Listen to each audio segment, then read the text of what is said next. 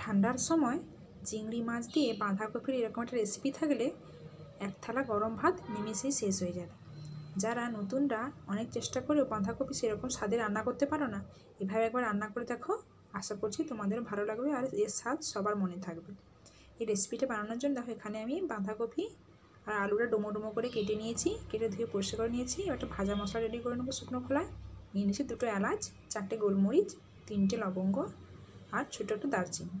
এগুলোকে প্রথমে ভেজে নিচ্ছি, যেগুলো আগে টাইম হতে লাগবে সেগুলো করে নিচ্ছি। এরপরে অ্যাড করে দেবো ধনে আর জিরে। এগুলো যেহেতু একসঙ্গে দিয়ে দিলে ছোটোগুলো তাড়াতাড়ি হয়ে যায় আর বড়োগুলো একটু হতে টাইম লাগে, তো বড়োগুলো আগে করে নিচ্ছি। দিয়ে এগুলো গুঁড়ো করে নেব, রেখে দেবো। এখানে নিয়ে নিয়েছি পেঁয়াজ কুচি, একটা পেস্ট করে নিয়েছি আদা রসুন টমেটোর পেস্ট। যেহেতু চিংড়ি মাছ দিয়ে বানাবো তাই চিংড়ি মাছটা আগে ভেজে নিচ্ছি। চিংড়ি মাছটা আগে ভেজে উঠিয়ে নেব।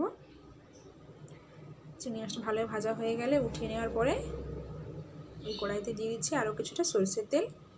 দিয়ে এবারে ফোড়নে দিয়ে দিব গোটা জিরে, তারপর দিয়ে দেবো পেঁয়াজ কুচি। দিয়ে যখন পেঁয়াজগুলো ভালো করে ভেজে নেব, এটা কিন্তু মিডিয়াম আঁচেই করছি। পেঁয়াজটা যখন ভালোভাবে ভাজা হয়ে যাবে এরপরে দিয়ে দেবো, দেখো লাল লাল করে ভেজে নিয়েছি। এরপরে দিয়ে দিচ্ছি ওই পেস্টটা, আদা রসুন আর টমেটো পেস্টটা। দিয়ে কিছুক্ষণ মিশিয়ে নেওয়ার পরে এরপরে এতে অ্যাড করে দেবো পরিমাণ মতো লবণ, হাফ চামচ মতো হলদি পাউডার আর 1 চামচ মতো লাল লঙ্কার পাউডার। দিয়ে সব কিছু এবারে স্লো আঁচে ভালো করে মিশিয়ে নেব। আঁচটা কিন্তু এখন স্লো থাকবে।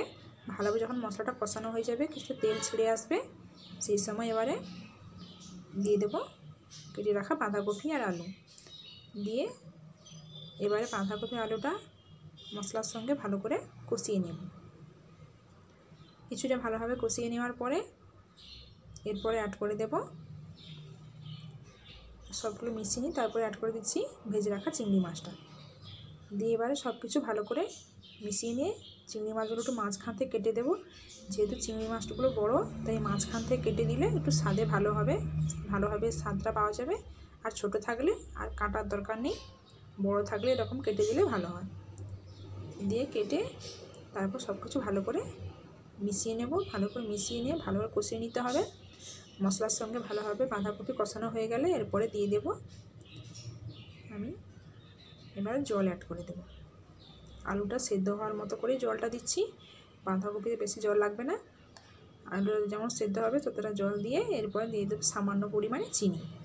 দিয়ে যখন জলটা শুকিয়ে যাবে, আলুটা ভালোভাবে সেদ্ধ হয়ে গিয়ে মাখো মাখো হয়ে যাবে। দেখো আলুটা আমি হাত দিয়ে দেখাচ্ছি, আলুটা কিন্তু সুন্দরভাবে সেদ্ধ হয়ে গেছে। বাঁধাকপিটা এবার রেডি।